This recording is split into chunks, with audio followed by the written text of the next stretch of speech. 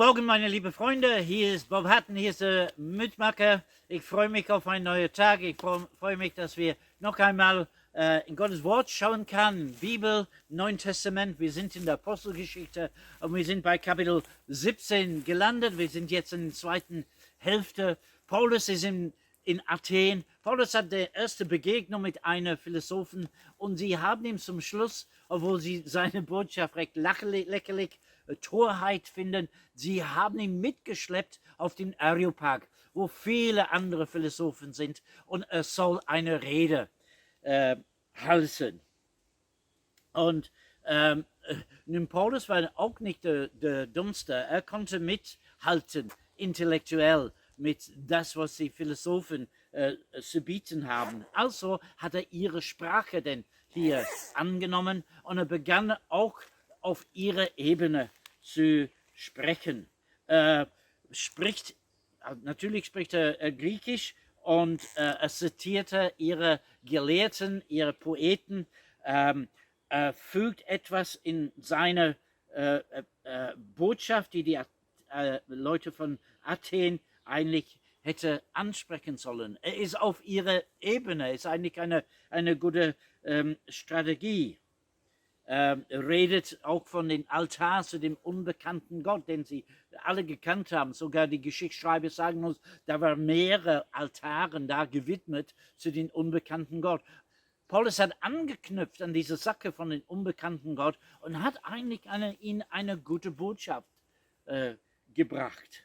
Er war dann gewöhnt, Widerstand zu bekommen. Er war gewöhnt, dass die Leute ihm angreifen, dass die Gemüter mit den Leuten durchgegangen sind, dass Aufregung war.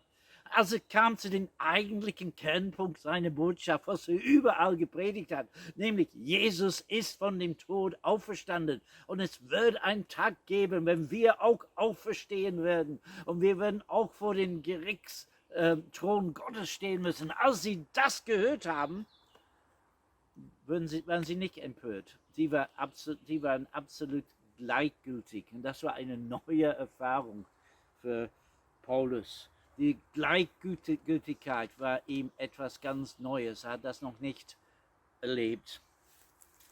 Frucht in Athen war dann nicht so berauschend. Ein Mann namens Dionysius hat die Botschaft von Jesus angenommen und auch eine Frau namens Damaris hat auch ihr Leben Jesus anvertraut. Wahrscheinlich auch ein Mann namens Stephanus, er ist nicht erwähnt in der Apostelgeschichte, aber in einer von den Briefen wird er erwähnt.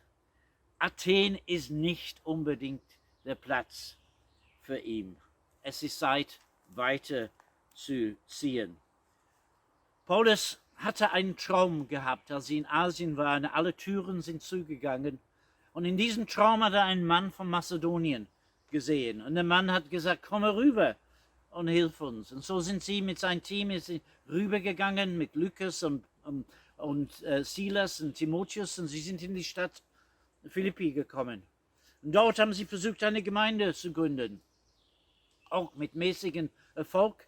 Eine Frau mit ihrer Familie namens Lydia, ein Gefängniswärter mit seiner Familie und eine Mädchen, die Befreiungsdienst erlebt haben. 2 Familien und ein Mädchen. Das war das Ergebnis ihrer Arbeit in Philippi. Sie sind gegangen, haben Lukas da zurückgelassen. Sie sind nach Thessaloniki gekommen. Nach 3 Wochen wurde Paulus auch aus der Stadt gejagt.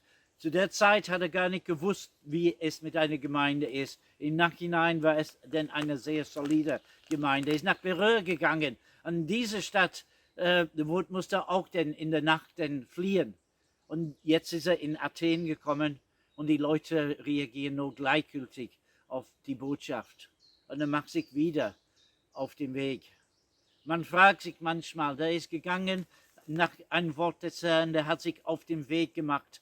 Der wollte etwas erreichen für Jesus, für das Reich Gottes. Und bisher ist der Erfolg nur sehr, sehr mäßig. Es ist nicht so sehr viel passiert. Und als nächstes steht ihm Korinth bevor.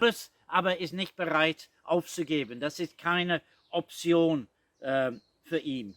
Vielleicht hat er sich gefragt, bin ich noch in Gottes Spur? Habe ich mich hier und dort vielleicht verhört? Hat er sich nur eingebildet wegen Mazedonien? Gott prüft uns manchmal und will sehen, ob wir dranbleiben, was er uns gesagt hat. Ausharren tut Not, sagt der Schreiber der Hebräerbrief, damit, nachdem wir den Willen Gottes getan haben, wir die Verheißung davon trägt. Wo auch immer du bist an diesen Tagen, in dieser Zeit, und da, wo es nicht so gut klappt mit das, was du vorhast, ich möchte dir sagen, sei nicht entmutigt, sondern bleib dran. Paulus verlässt jetzt Athen und geht nach Korinth. Wie es weitergeht, sehen wir das nächste Mal. Einen guten Tag wünsche ich euch. Gottes Segen, euer Bob Hutton.